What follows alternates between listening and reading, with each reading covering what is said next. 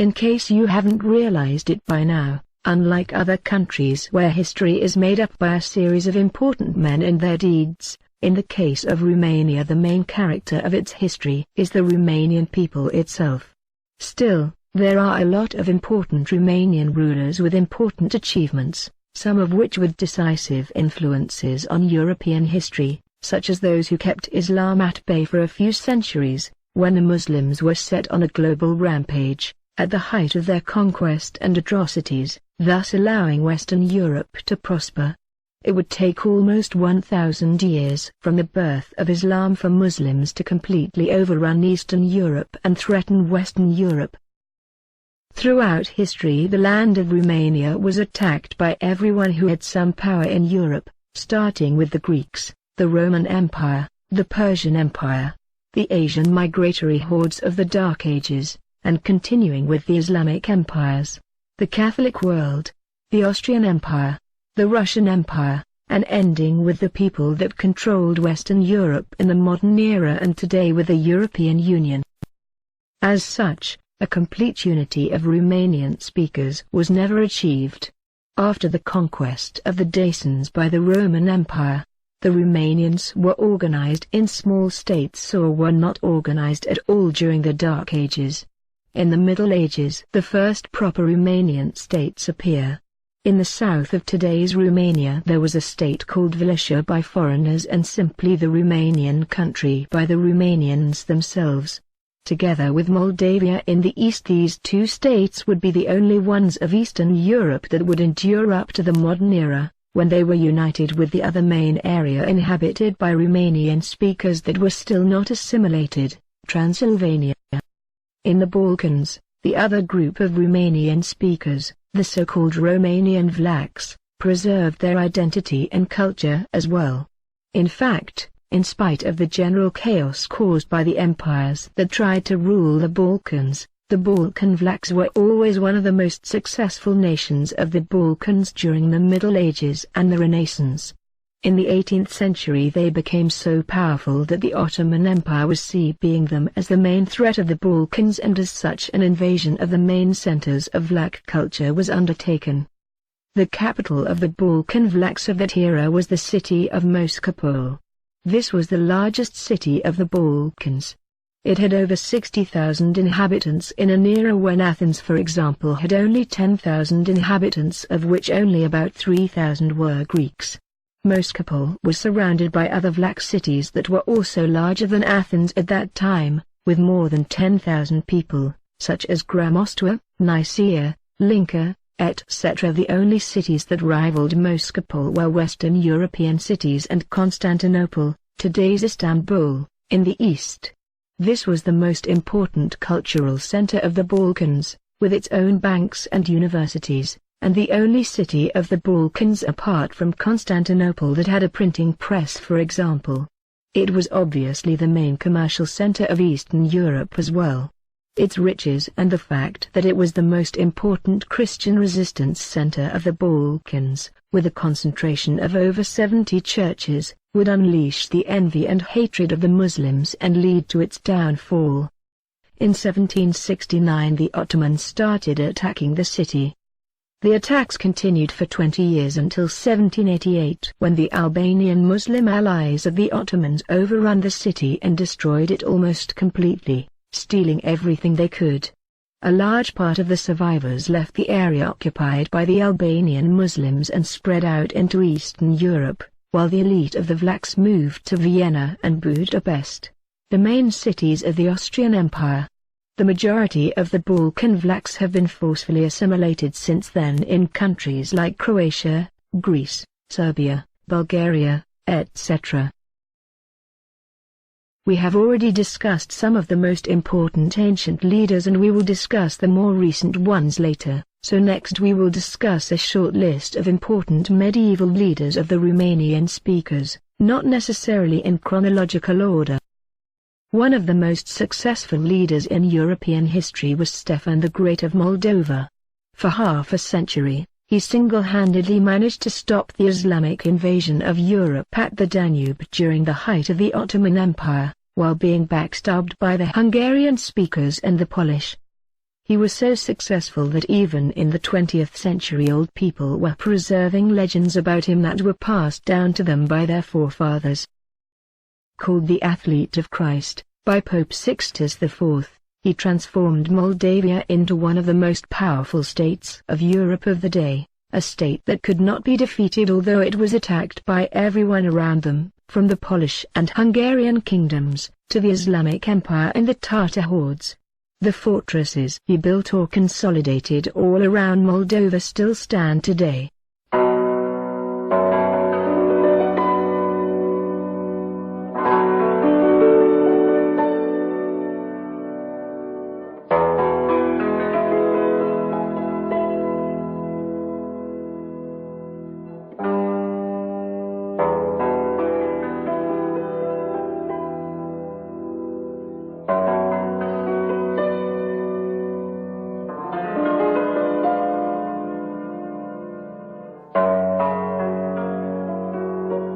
Similarly, the dozens of beautiful monasteries he built are still standing today and are included in the UNESCO World Heritage List.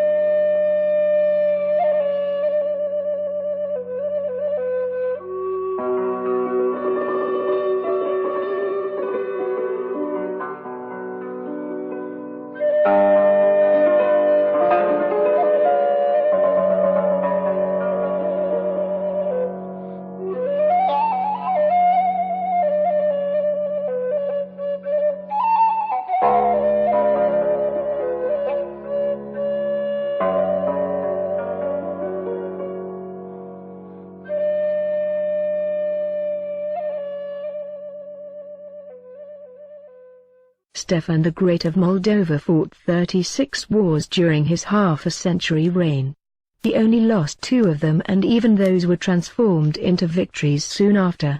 Moldavia was a small state compared to its neighbors, the Hungarian-speaking state, the Polish Kingdom and the Ottoman Empire. This is why in the majority of these battles the Romanians' odds were ridiculously small.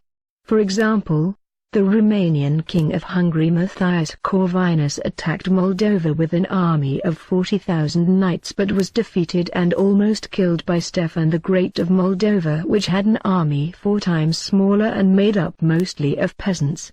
Another example is the giant attempt of invading Moldova by an Islamic army of 120,000 Muslims led by Suleiman the Magnificent, which was crushed by an army of 40,000 Romanians and 5,000 seculars from Transylvania.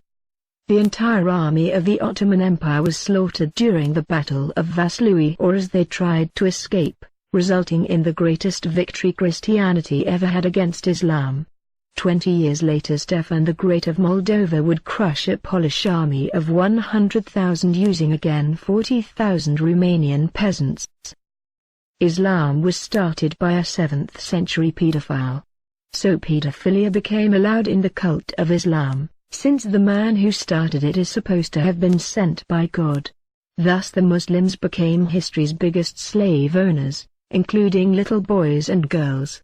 From the Eastern European countries they were asking for thousands of little boys and girls to be sent to them annually as a tribute. One of the children that was held hostage by the Ottoman Muslim Empire would turn out to be Dracula. LOL. Vlad Tepes, to be more precise, the Romanian king who is the source of the Dracula story. He was a relative of Stefan the Great of Moldova we discussed earlier, and he too had to deal with the Muslim invasion of Europe, after he was released from Turkey and became the king of Wallachia. Much of the stories giving him a bad name come from the Saxons who occupied parts of Transylvania, and who described him as a cruel leader who prescribed all kinds of sadistic punishments. Vlad used to attack these Saxons often. What is known for sure is that he impaled criminals in his country and also the Muslims who attacked Romanian lands. That is where his name comes, Vlad the Impaler. He was known to be very strict with wrongdoers and unrighteous people. Legends say that the country was so safe that he placed a cup made of gold on the fountain for people to drink with, which was never stolen throughout his reign. He strengthened Wallachia economically and militarily until he was ready to rebel against the Ottoman Empire, who was asking for tribute from the Romanians and was at that time in its most powerful days, having just conquered Constantinople. He did this in an original way. Because the proud Muslims who were sent to ask for his submission would not take their hats off in front of the Romanian king, he nailed their turbans on their heads permanently. The Ottomans sent a huge army to punish the Romanians. Lonako's Chakakondiles wrote that the Muslim army numbered 250,000 soldiers, while the Turkish chronicler Tursunbeg placed it at 300,000. Abandoned by his Hungarian quote-unquote allies, Vlad harassed the Muslim army using his small army of 30,000 Romanians continually until the night of the 16th of June 1462, when he launched a night attack on the Muslims with the target being Muhammad the Conqueror himself. Vlad and his best Romanian soldiers disguised themselves as Muslims and entered the camp and slaughtered the elite of the Ottoman army. The attack was a success and the greatest sultan the Muslims ever had was forced to flee for his life. As the Muslims were running away, they came to the town of Targovist, where they were met with the famous forest of impaled Muslims, which convinced the sultan to head straight for Constantinople and abandon Wallachia. Vlad was betrayed by his brother who wanted to submit to the Ottomans, and so he was forced to leave to Transylvania, where he thought the Hungarians were his friends, but they too betrayed him and arrested him.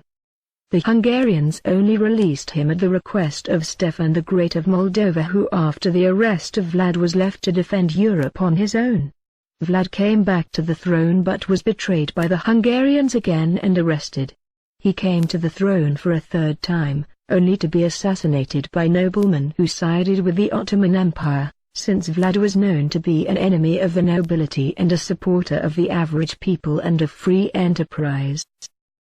Vlad the Impaler was the grandson of Mircea the Elder, one of the greatest Romanian rulers of the Middle Ages and among the first to fight against the Islamic invasion.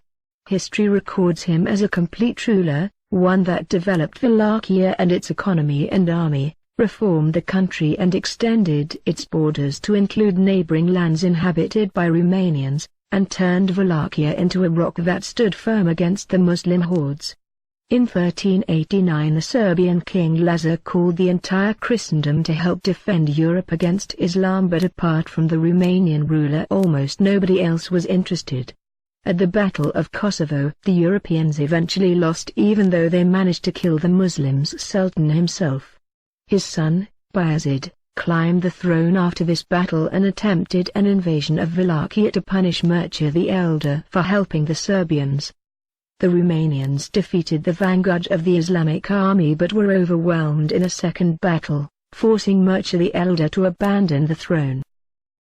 Called the bravest and wisest of Christian princes by the 16th century historian Johannes Leunclavius, he came back a few years later, and his reign was marked by a series of campaigns in the south of the Danube against the Ottomans, who were at that time attacked by the Mongols under Tamerlane.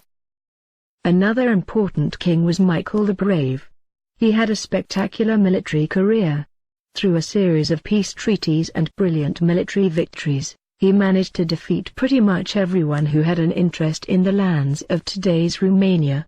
He tackled the Ottoman Empire, the Polish kingdom, and the Hungarians, who at that time did not have a country and were trying to rule Transylvania, and one by one defeated all of them. He was joined in his initial anti-Islamic revolt by the Christian Bosnians and by the Serbs, and later when he attacked the Hungarians, the peasants from Transylvania rebelled as well. At the height of his short career, he managed to unite most of the old Dacian kingdom in a single powerful state, for the first time after the Roman conquest of Dacia. His enemies called him Maleficus, meaning the evil Dacian, and his friends called him Restitutor Daci, meaning the restorer of Dacia.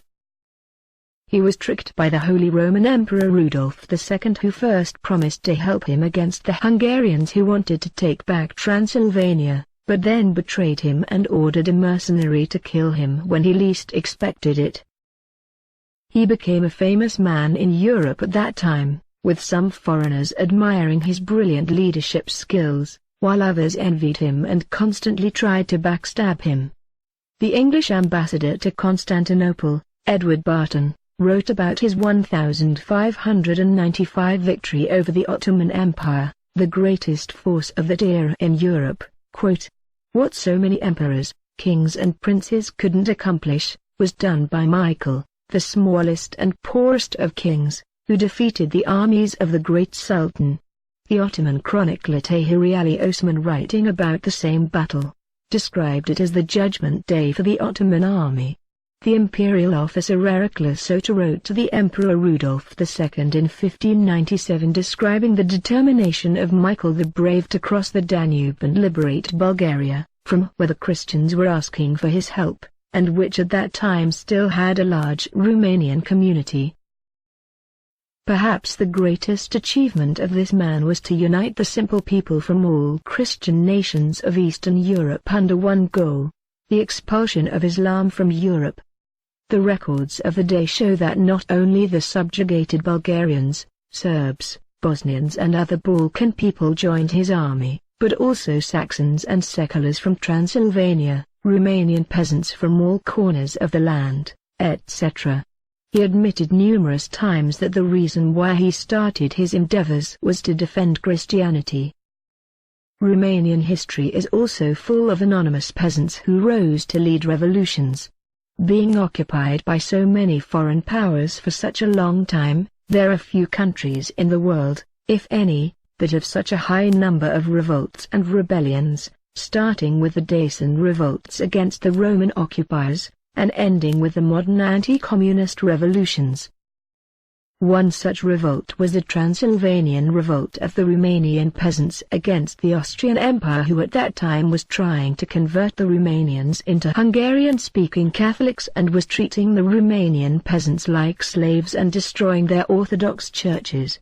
Set in a time when Freemasonic revolutions were taking place all over the world and initially started as a rebellion against the Hungarian-speaking nobility that oppressed them for centuries, it became a proper war against the Austrian Empire when it tried to suppress the revolt by force, and ended up as a war for the national liberation of Transylvania, with the leader of the revolution being called Rex Daci, or the King of Dacia in the Austrian painted Chronicle of Vienna. He, a simple peasant, was received many times by the Austrian Emperor, something which few people of the era could manage. His revolution made the headlines of European newspapers for years. This man was called Hora. His peasant army liberated the mountains of Transylvania from the Habsburgs and headed into the plains, to liberate the rest of the Romanians. Romanians from all classes joined the rebellion, from serfs to public officers to soldiers of the Austrian army. After a series of spectacular victories of the peasant army against the Imperial Austrian army, the leaders of the revolution were betrayed by a group of companions who were caught and were threatened with torture and reprisals against their families. The traitors were also influenced by the Orthodox priests who were being persecuted in that era and were afraid of the reprisals of the Austrians, so betrayed the revolution. The Austrians made a spectacle of the execution of the Romanian leaders, who were executed using the breaking wheel, a slow and painful death. To avoid future revolts and embarrassments, the Austrian emperor would later abolish serfdom, or slavery. Baron von Praes described serfdom to the emperor in 1778, quote, "The nobility considered the Romanian a man born to be their slave, whose only happiness should be the fact that he is allowed to breathe.